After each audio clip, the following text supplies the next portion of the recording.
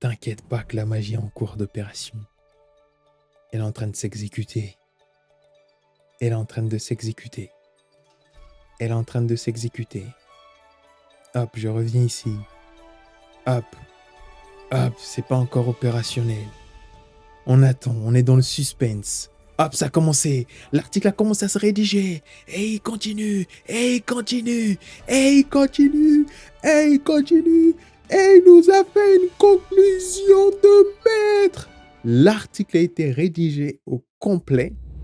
Dans cette vidéo, je vais te montrer pas à pas comment automatiser la création de tes articles de blog avec N8N, Notion et ChatGPT. Sans plus tarder, rentrons dans le vif du sujet. Pour pouvoir suivre cette vidéo, la première étape, va falloir trouver l'idée d'article que tu voudras rédiger. Pour cette étape, je laisse libre cours à ton imagination. Pour la deuxième étape, il va falloir trouver le mot-clé sur lequel tu veux te positionner afin de rédiger ton article. Pour ça, tu pourras utiliser SEMrush ou Google Trends afin de pouvoir trouver le mot-clé sur lequel tu veux te positionner.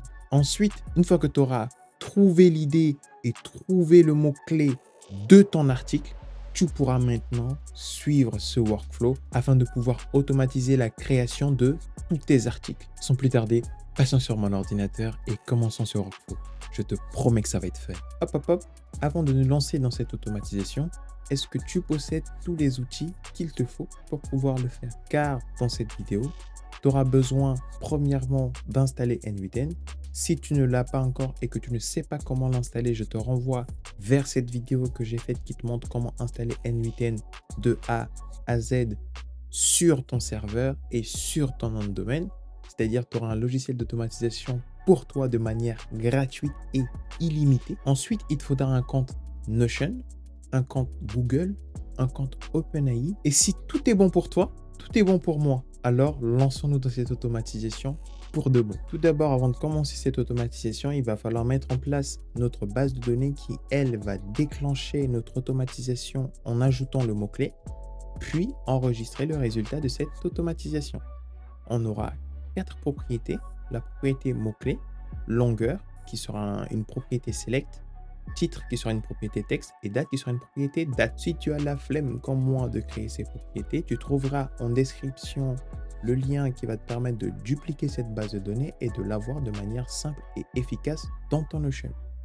Une fois que tu l'auras fait, on va se rendre sur N8N. Si tu ne l'as pas encore, je t'invite une fois de plus à aller voir ma vidéo qui te montre pas à pas comment installer N8N afin de l'avoir de manière gratuite pour toi sur ton propre serveur et effectuer tes automatisations en illimité. Sans plus tarder, créons un nouveau workflow. Ce workflow, on va le nommer YouTube création d'articles. Une fois qu'on a nommé notre workflow il est vide. T'inquiète pas, on va le remplir pas à pas. La première étape, comme je te l'ai dit, dès qu'on ajoute un mot-clé, il faut que notre workflow il le détecte afin de lancer cette automatisation. On va se rendre dans nos nœuds, chercher le nœud Notion. Dans Notion, on va chercher un trigger qui va nous permettre de déclencher des actions. Nous, c'est quand la page va se mettre à jour, celle-là. Et normalement, toi, tu n'as pas encore de clé. On va créer ensemble la clé. Je vais supprimer la mienne. On va le créer ensemble. Tu trouveras le lien en description pour te rendre sur ce lien-là afin de pouvoir créer une API Notion pour permettre à N8N de se connecter et effectuer des actions sur cette dernière. Tu auras juste à créer sur Nouvelle création. Tu le nommes et ensuite, moi, je me suis amusé à mettre une petite image là-dessus que tu fais envoyer. Une fois que tu l'auras fait, il va te créer une intégration pareille qui, elle, contient un code secret d'intégration que tu vas afficher puis copier ce code secret. Une fois que tu l'as copié, tu te rends sur ton N8N et tu viens ici dans Credential to Connection Reach. Oh là là, collection anglais. Create New Credential. Ici, tu colles la clé secrète que tu as récupérée depuis l'intégration développeur de N8N. Tu fais Save. Une fois que c'est Save, hop, c'est connecté.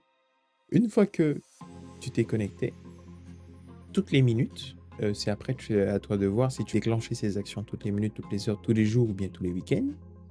Moi, j'ai mis toutes les minutes pour ce tuto. Ensuite, il va falloir aller choisir une page sur laquelle on va effectuer ces automatisations. Nous, c'est quand la page se met à jour et on va venir ici. Logiquement, ici, tu n'auras aucune base de données. Pourquoi? Pour la simple et bonne raison que nous, avec toi, on a créé ici une intégration, mais on ne l'a pas encore ajouté à une page de Notion. On va se rendre sur la base de données que je t'ai partagée. Tu vas cliquer sur les 3 petits points qui se trouvent en haut ici. Une fois que tu auras cliqué dessus, tu descends dans Connecter. Et dans Connecter, tu vas chercher l'intégration que tu as créée. Moi, ça s'appelait N8N et j'avais mis un petit logo pour me repérer. Et une fois que tu l'auras fait, tu te rends sur N8N, tu enregistres, tu recharges la page pour qu'il puisse mettre à jour que nous avons ajouté cette intégration à cette page. On se rend ici et logiquement, on a générateur d'articles de blog. Cette base de données qui est là. Générateur d'articles de blog. C'est cette base de données sur laquelle on s'est connecté. Une fois que notre trigger est en place, on va maintenant, pour notre article, on doit définir une longueur. Et cette longueur, si je crée ici, je mets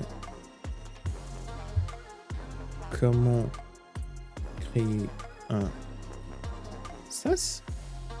Ici, en longueur, il y a long, court et moyen.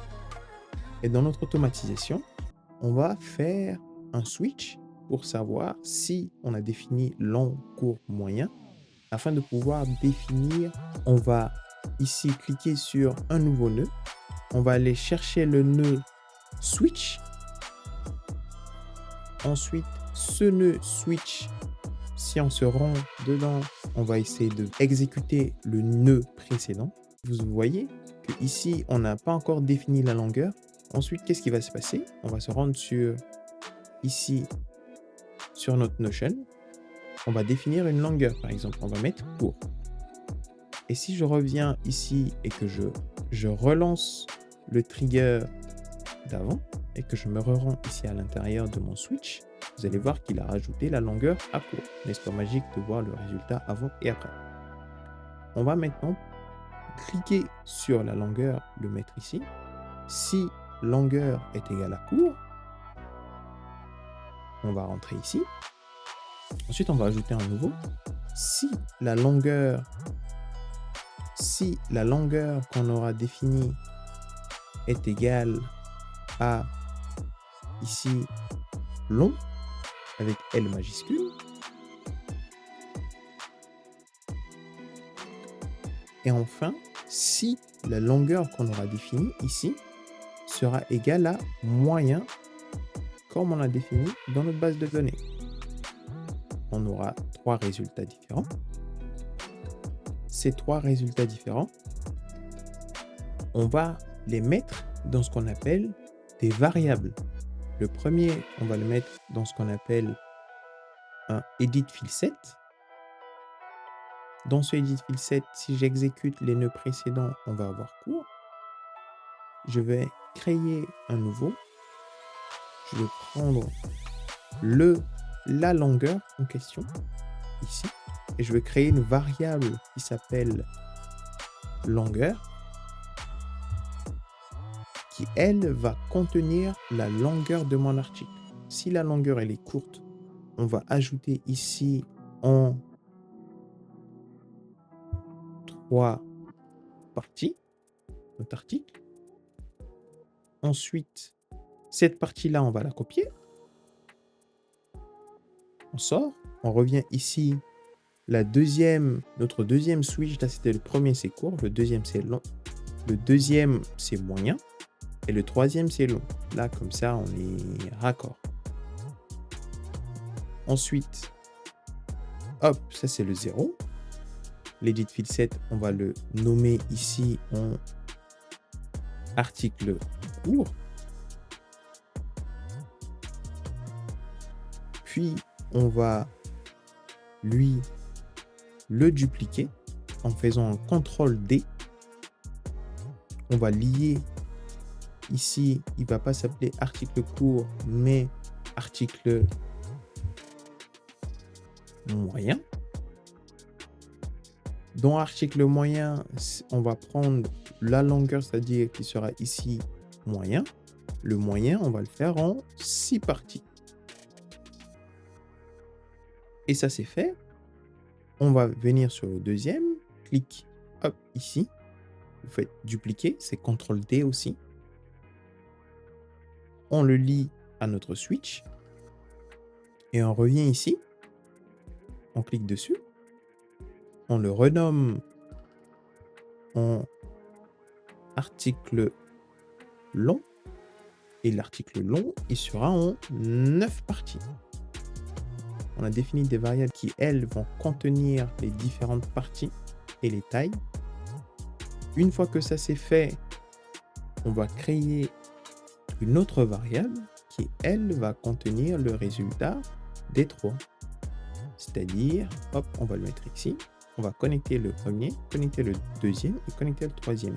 Si c'est lui, hop, on va mettre la valeur ici. On va mettre la valeur à l'intérieur. Si c'est lui, on va mettre la valeur à l'intérieur. Et si c'est lui, on va mettre la valeur à l'intérieur. Et à l'intérieur, on va se créer un nouveau fil 7. Et ici, on va dire que la longueur de notre article, si on exécute les précédents, longueur égale à 3 est égal à court. Et si c'est court, du coup, il nous renvoie 3 parties. Hop, on met à l'intérieur. Et c'est bon. Si maintenant, on reste ici dans ce cas-là et que je me rends sur notre article de blog et que je mets pas court, mais moyen, et que je me rends dans le workflow, on va tester. Il va lancer le workflow. On va essayer de relancer le workflow ici en faisant un test de workflow. Il va passer ici, hop, article moyen, hop, on rend ici. Et à l'intérieur de notre dernier nœud, c'est vu que l'article moyen c'est en 6 parties, hop, on a ici en 6 parties. La longueur en 6 parties. C'est pas génial de voir les résultats de ce qu'on fait. C'est pas beau là. Petit à petit, ça commence à prendre forme. C'est beau. Bref, je divague un tout petit peu. Ici, je vais le nommer. On va le renommer en taille d'article.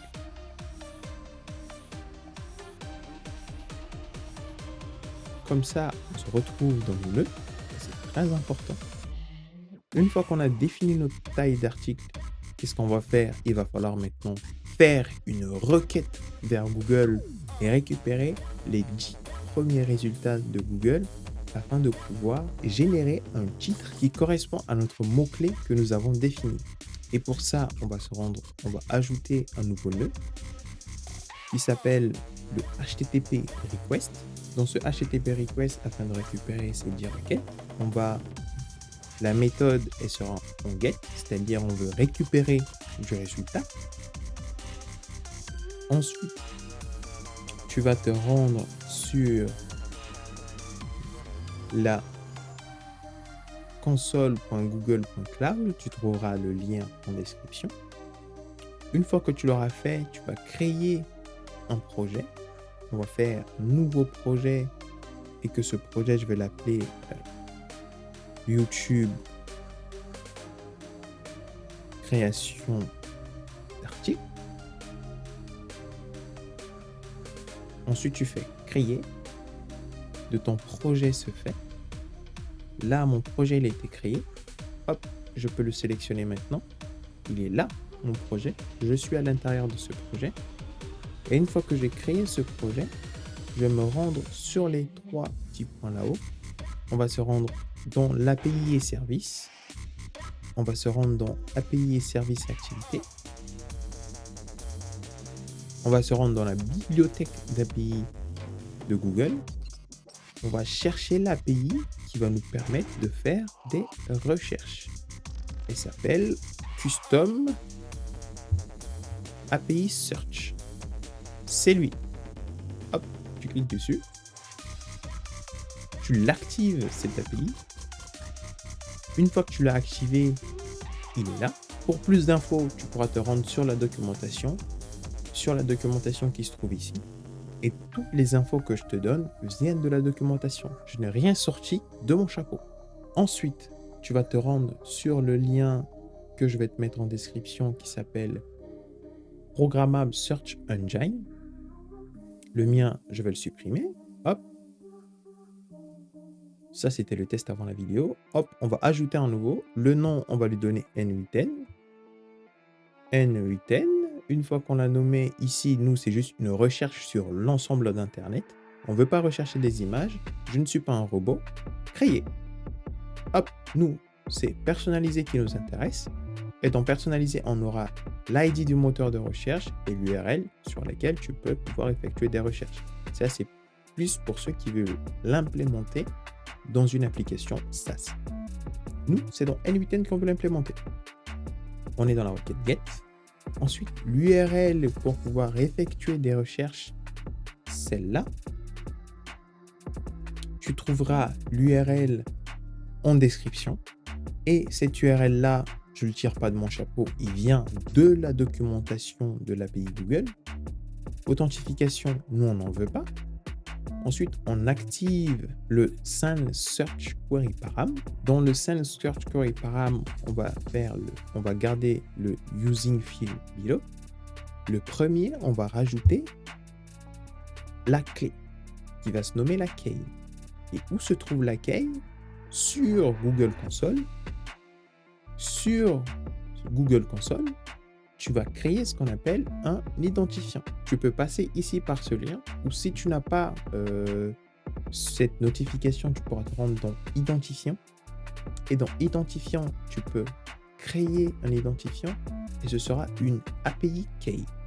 Tu la crées. Je vais avancer la vidéo. Hop, il a déjà créé. Du coup, j'ai pas eu le temps d'avancer la vidéo. Je copie cette clé API. Je me rends sur N8N et je colle ma clé API. Ensuite, en deuxième paramètre pour notre requête qui s'appelle le CX. Ce CX, c'est l'ID de notre URL de recherche que nous avons créé ici. Si je clique sur ce lien-là, il va nous ouvrir un lien comme ça. Si par exemple, je tape papa, il va effectuer une recherche. C'est l'API Google. Et nous, on va chercher l'ID de ce champ-là afin de pouvoir rentrer la valeur de notre mot-clé. Hop, l'ID, c'est l'ID du moteur de recherche. Hop, on le copie, on se rend ici. Hop, le CX, c'est l'ID de ce moteur de recherche. Et ensuite, on va mettre le Q qui est la query, c'est-à-dire notre recherche. C'est, on va se rendre ici dans les inputs. Hop, on va remonter jusqu'à notre trigger. Et depuis notre trigger, on va récupérer le mot-clé qu'on va ajouter, glisser, déposer ici. Et c'est bon. Et si j'effectue un test, il me dit que le workflow est effectué à merveille. Hop, si je reviens ici, tout est bon. Et que je me rends dans la base de données, hop, on revient sur cours, hop, hop, on revient ici. Et que je teste mon workflow. Si vous voulez le glisser de la manière dont je fais, il faut faire un clic sur la molette de la souris. Hop, test. Tac, tac, tac, il effectue la recherche. Et si je me rends dans mon HTTP request, nous avons le résultat de notre recherche Google qui s'affiche ici. Est-ce que je le mets en schéma? Voilà. Il a effectué cette recherche, comment créer un SaaS, et il récupère les différents titres. Ça, c'est le titre 1. Le titre 1, découvrez comment créer un SaaS, application. Et là, c'est tous les résultats de recherche de Google qu'il a trouvé avec les métadescriptions, etc. On peut faire des recherches plus poussées avec cet outil. C'est incroyable. Ensuite, une fois fini, ce qui nous intéresse le plus, c'est de récupérer les titres, les résultats de titres de notre requête que nous avons envoyée vers Google. Allez, on va ici remonter, l'appeler request Google. Ça, c'est beau. Dans notre norme de nommage des nœuds, hop, on va ajouter un nouveau set field. Hop, on va lui donner titre. Là, c'est le premier. On va chercher tout ce qui est item hop, pas à ce niveau-là, pas les items, mais ici le item 0. Ensuite, dans item 0, on va prendre titre. Ensuite, on ouvre un nouveau, on copie le titre, on colle ici, CTRL-C, CTRL-V pour ceux qui ne connaissent pas, bien évidemment. Ensuite, ici, le 1, on va chercher item 1. Toujours, on garde la souris ici. Item 1, il est là. Le titre, hop. Hop. Pour le 2, je vais avancer la vidéo, mais le processus reste le même. Hop.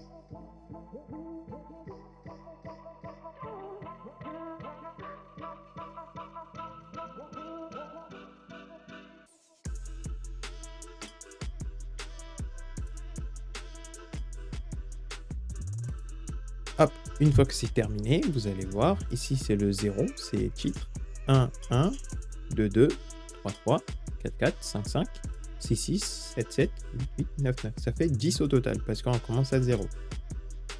Ensuite, si on réexécute notre workflow, il est exécuté ici. On va le renommer.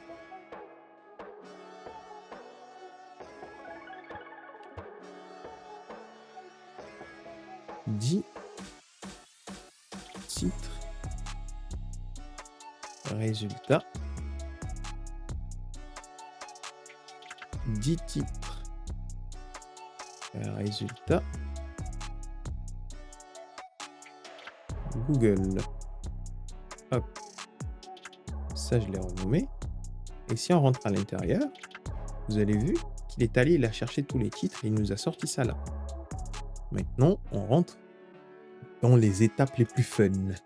Hop, on va rajouter maintenant, une fois qu'on a nos titres, on a la longueur de nos titres. Maintenant, on va envoyer tout ça à ChatGPT. Le premier, hop, on va chercher ici, tac, OpenAI. Nous, c'est un modèle chat qu'on veut. Et il faut savoir que c'est le seul outil qui possède des automatisations très, très avancées que tous les autres concurrents sur le marché. Parce que tu peux créer des tools, tu peux encore des tools, et ces tools, tu peux faire des recherches sur Google, sur Wikipédia, sur Alfred, tu peux custom tes tools, tu peux avoir... Il y a plein d'autres outils, mais bref, c'est pas le thème de la vidéo. On va se rendre maintenant sur OpenAI. Comme je t'ai dit avant, il te faut une clé OpenAI. Et pour ça, on va venir ici. Je vais supprimer la clé que j'ai déjà de base. Comme ça, on va le faire ensemble. Hop, on va ici. Create New Credential. Il nous faut l'API key et l'ID de l'organisation qui est optionnel. Il va falloir se rendre sur plateforme.openai.com. Le lien se trouve dans la description, bien évidemment. Ensuite, tu vas te rendre sur ton dashboard. Déjà, il faut te connecter. Moi, je vais me connecter avec mon compte Google. Tu vas te rendre dans API Key. Et dans API Key, tu vas créer une nouvelle API Key. Ici, c'est écrit. Hop, tu cliques dessus. Tu nommes ton API Key. Moi, c'est YouTube. Hop. Création. Article. Tu peux définir plein d'autres choses, mais nous, on va rester sur la version default. Puis, on va créer. C'est pour toi, bien évidemment. Tu copies ton API Key. Une fois que tu l'as copié, tu l'as créé, il est là. Tu as la date de création, etc. Une fois copié, tu te rends ici et tu colles ton API Key. L'ID de l'organisation, il est optionnel. Hop, tu fais save. Et là, ça a été connecté parce que tout est en vert. Une fois que tu es connecté, nous, c'est du texte qu'on veut. Même si tu veux, après, on peut générer même des images pour notre article de blog. C'est tellement puissant cet outil. Une fois que c'est fait, hop, le modèle de base. Ici, je te recommande le GPT GPT 4.0. Une fois que tu as pris le GPT 4.0, on va définir une personnalité à ChatGPT. Et pour trouver ces personnalités, si tu aimes bien ce genre de vidéo et que tu es content du maximum de valeur que je suis en train de t'apporter dans cette vidéo, n'hésite pas à liker et à t'abonner car c'est la seule récompense que j'attends de toi. En dessous de la base de données que je t'ai partagée, tu vas trouver la personnalité et que tu vas copier. Puis tu vas coller ici. Tu pourras mettre la vidéo en pause pour lire en plus en détail ou bien te rendre sur la doc. Ensuite, tu vas créer ici le message que tu vas envoyer à ChatGPT. Et ce message, il sera constitué de la présentation de ton activité, de ton domaine d'activité. Puis, ensuite, tu vas ajouter les 10 titres de Google qui doit utiliser ses connaissances.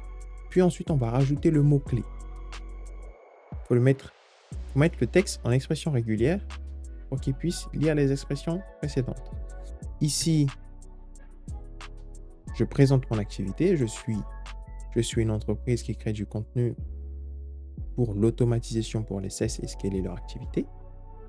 Ensuite, ici, tu utilises tes connaissances et là, on va rajouter les 10 titres qui ont été générés par Google et ces 10 titres se trouvent dans l'input juste avant. Je vais prendre, le premier.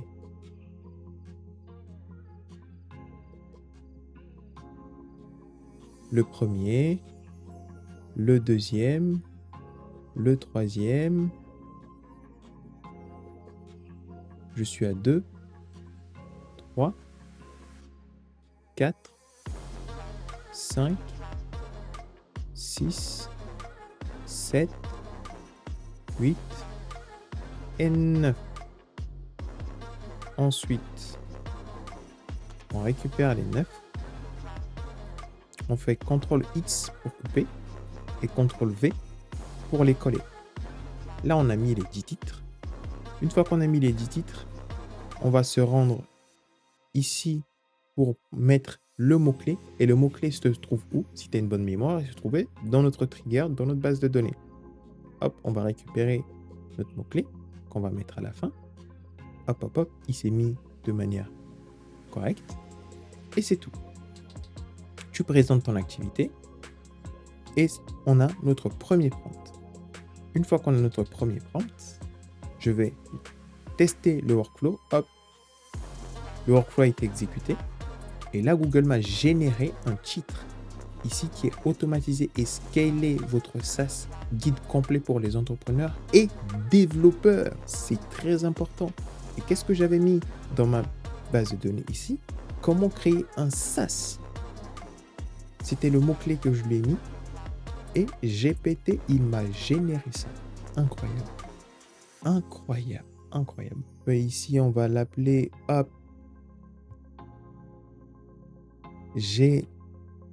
génération de titre. Le titre, il a été généré. Ensuite, qu'est-ce qu'on fait une fois que le titre il a été généré? On va premièrement se connecter à Notion encore à nouveau pour l'ajouter dans notre base de données. Ici, Update Database. Ce Update Database, premièrement, la connexion on a déjà fait, elle était déjà faite. Ensuite, ici, on va chercher à travers l'ID. Et où se trouve l'ID de notre base de données? C'est sur notre trigger, on va trouver l'ID de notre base de données. Tu auras juste à le glisser, déposer et il va reconnaître notre base de données. Et une fois qu'il a reconnu, si je viens ici dans Property, il est en train de charger les différentes options. Là, on a la date de création, la longueur, le mot-clé, le titre. Et moi, ce que je veux, c'est que tu modifies le titre et on vient dans le tout dernier qui est génération de titre. On prend le content et on le met ici à l'intérieur. Une fois que ça c'est fait, là, on est sur ChatGPT, on est sur Notion et tu vois bien que notre titre, il est vide. Si je me rends sur Notion et que j'exécute le workflow, tac, tac, tac, et que je me rends ici, bam, vu qu'on a régénéré le workflow, il a régénéré un nouveau titre et ça fait 5 stratégies d'automation pour scaler votre SaaS rapidement et efficacement. C'est pas génial tout ça. C'est pas génial toutes ces automatisations. Et à la fin, on peut rajouter qu'il fasse rien à la fin. Hop. Une fois qu'on a ajouté le titre, il va falloir générer la date de création. Et pour générer la date de création, on va ouvrir ici, ajouter un nouveau nœud Edit Select, qui lui, je vais l'appeler, ici c'est le générateur de date. Hop, ici, générateur date.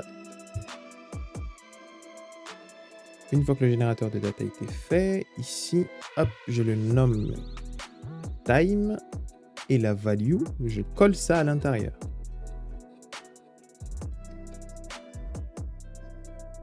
Et une fois que ça c'est fait,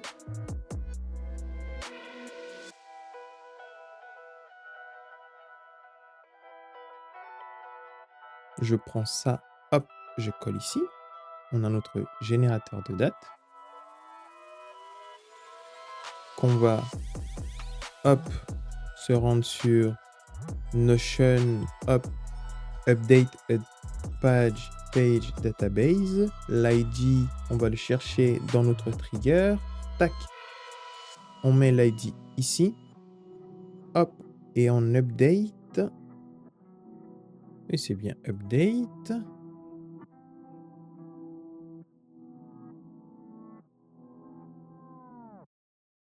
Ah.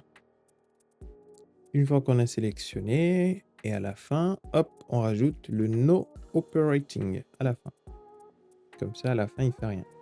Si je me rends ici, je fais un test workflow que je me rends ici, il va régénérer et me générer une date. Pas de date, cependant, le workflow est exécuté. Si je me rends ici, date de création est nulle. Si la date n'a pas été générée, c'est pour la simple et bonne raison que quand tu te rends sur le générateur ici, il ne faut pas mettre en fixé, mais en expression. Et une fois que ça va se trouver dans une expression et que tu testes ton workflow et que tu reviens ici, hop, il va générer un nouveau titre et il va nous ajouter la date. Cependant, la date n'a pas été ajoutée. Pourquoi ? Parce que je n'ai pas ajouté la property à la date de création qui, lui, ici, va contenir, hop, time. Simple, efficace. Et si je me rends sur mon workflow ici et que je reteste à nouveau, hop, il va me générer un nouveau titre et rajouter la date et l'heure. On est 16h49. Parfait, tout ça. Maintenant, une fois qu'on a fait tout ça, on va continuer notre workflow en ajoutant les 3 autres prompts qui vont nous générer maintenant notre article. Le premier nœud sera un OpenAI. Pareil. Modèle, toujours le modèle chat. Hop. Lui, il n'est pas là-haut. Le lien, je vais le casser. Hop, hop, je le colle ici. Notre deuxième prompt qui est là, c'est le générateur de trame. Bon, on va dire trame article. Dans ce trame d'article type texte, il va rester en type texte. Le modèle GPT 4.0. Ensuite, le prompt qu'on va envoyer en user, tu vas le trouver ici tout en bas. C'est le prompt pour le trame d'article. De quoi tu auras besoin? Tu vas présenter ton activité. Ensuite, tu vas donner ton avatar. Ensuite, on va rajouter le titre qui a été généré par le ChatGPT, bien évidemment. Et par la suite, on va rajouter la longueur que nous avons définie en amont dans notre work. Et moi, j'avais déjà fait un prompt d'essai que je vais juste modifier pour ce tuto. J'ai présenté mon activité. j'ai mis mon avatar client ici. Ensuite, toujours n'oublie pas de mettre en expression si tu veux utiliser les expressions et les items qui se trouvent sur les côtés. Ensuite, ici, dans je souhaite rédiger un article dont le titre est, le titre c'est lui. Ensuite, on va rajouter le titre qui a été généré par ChatGPT, c'est celui-là. J'aimerais avoir ton avis sur le sujet. Comment je peux faire pour à chaque fois ajouter juste à la fin ou là où se pose mon curseur?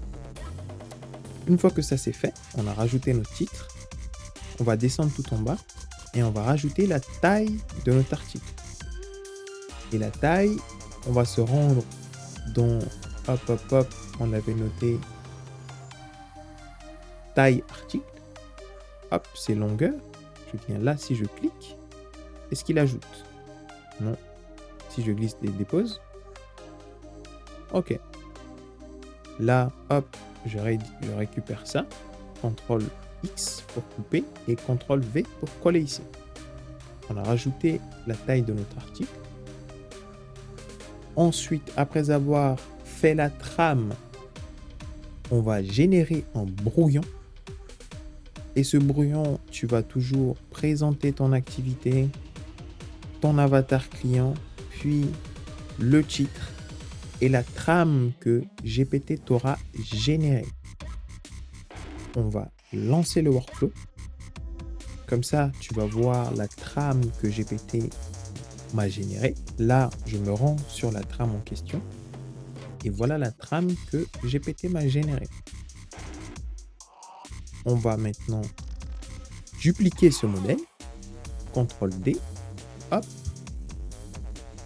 Et hop, on va le renommer en disant ici, c'est le brouillon de l'article.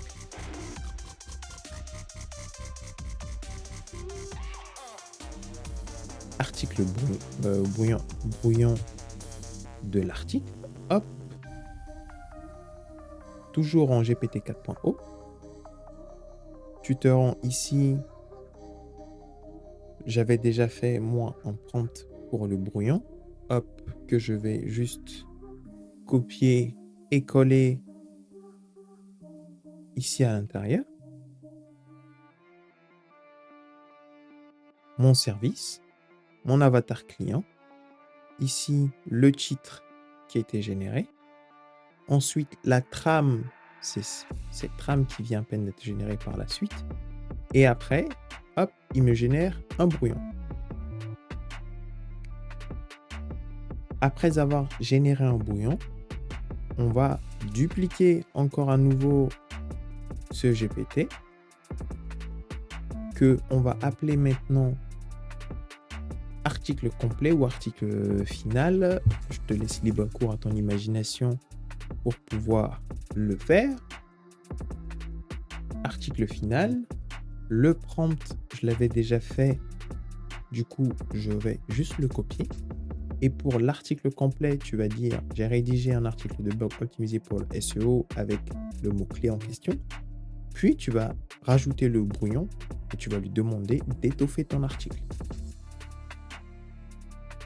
Je me rends sur mon M8N. Ici, je supprime le prompt d'avant et je colle mon nouveau prompt. Là, ce sera le mot-clé. Puis, je vais récupérer depuis mon autre trigger. Le mot-clé, il est là. Hop.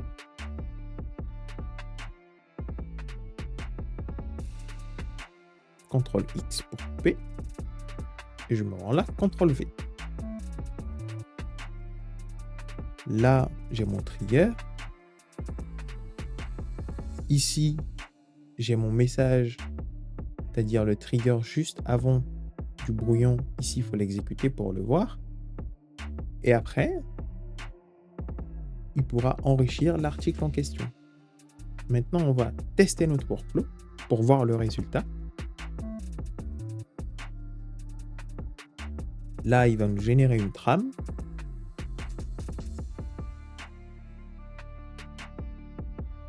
C'est un peu long.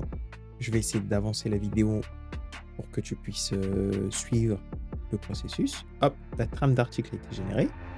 Là, il nous a généré une trame, introduction, titre, etc. Jusqu'à sous-titre 2, etc. Je suis content. Ensuite, après la trame, grâce à cette trame, il va nous générer maintenant un brouillon. Et maintenant, on a un brouillon qui, à travers la trame, existe. Si je me mets en table, tu pourras lire le brouillon que GPT a fait. Et une fois qu'il a généré ce brouillon, il est en train de rédiger notre article final. Là, il a rédigé l'article final et on a l'article au complet rédigé. Après, en JSON, si tu es habitué en code, bien évidemment, ou soit en schéma, mais tu pourras lire que la moitié.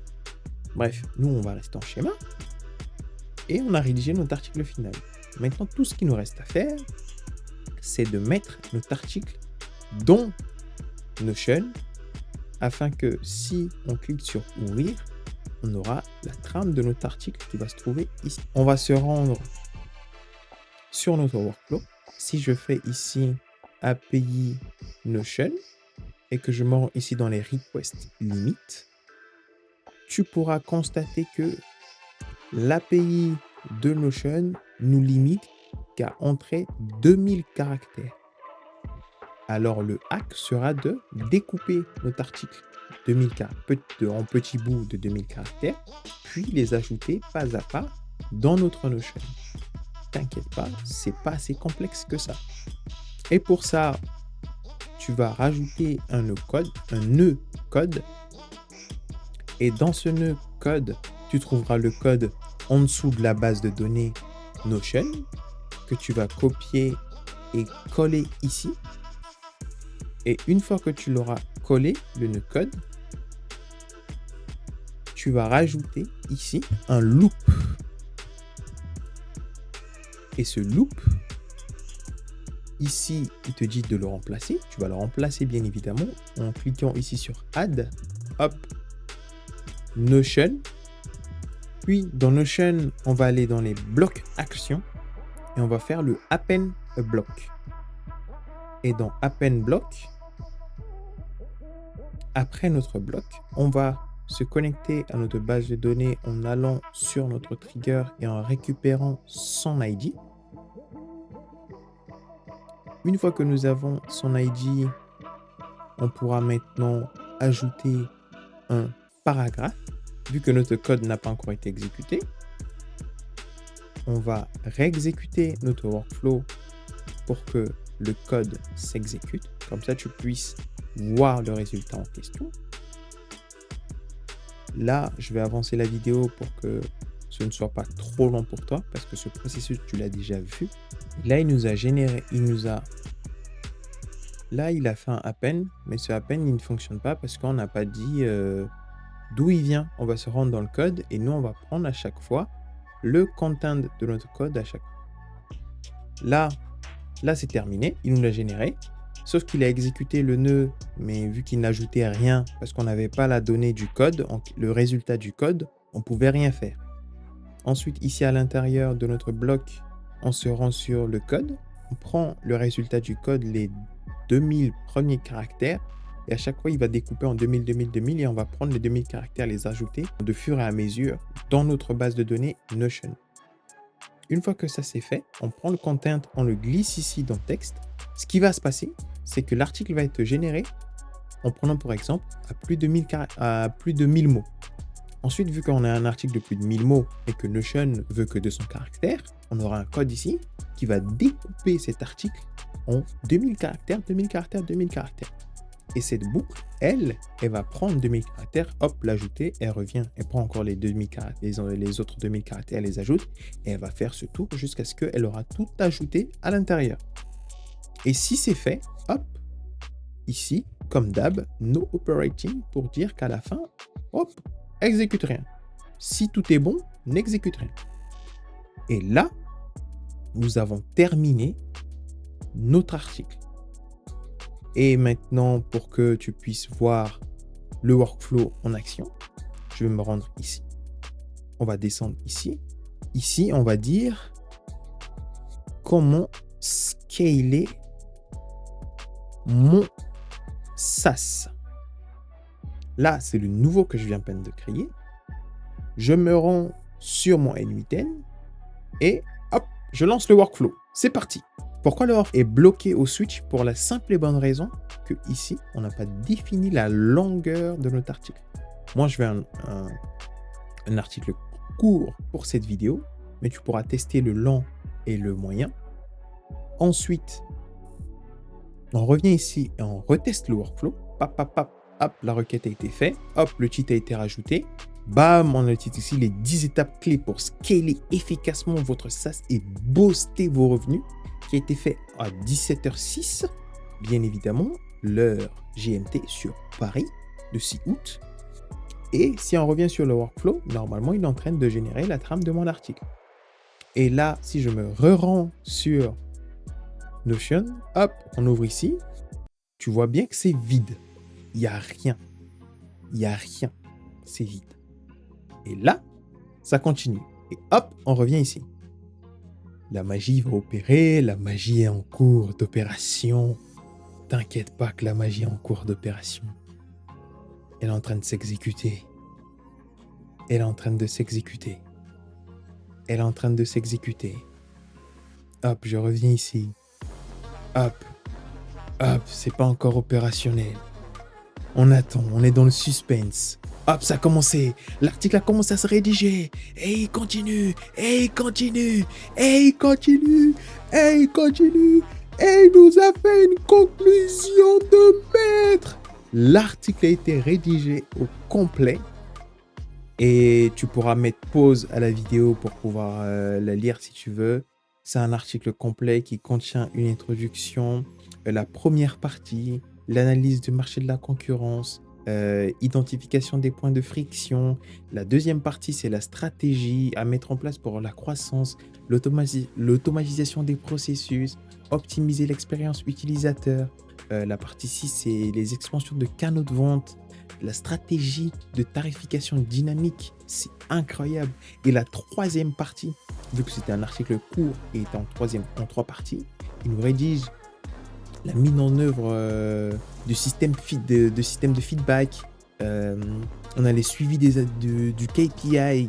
On a la gestion des ressources des équipes. Et enfin, on a une conclusion de maître pour terminer cet article. C'est incroyable ce que je viens à peine de faire. Et voilà le workflow.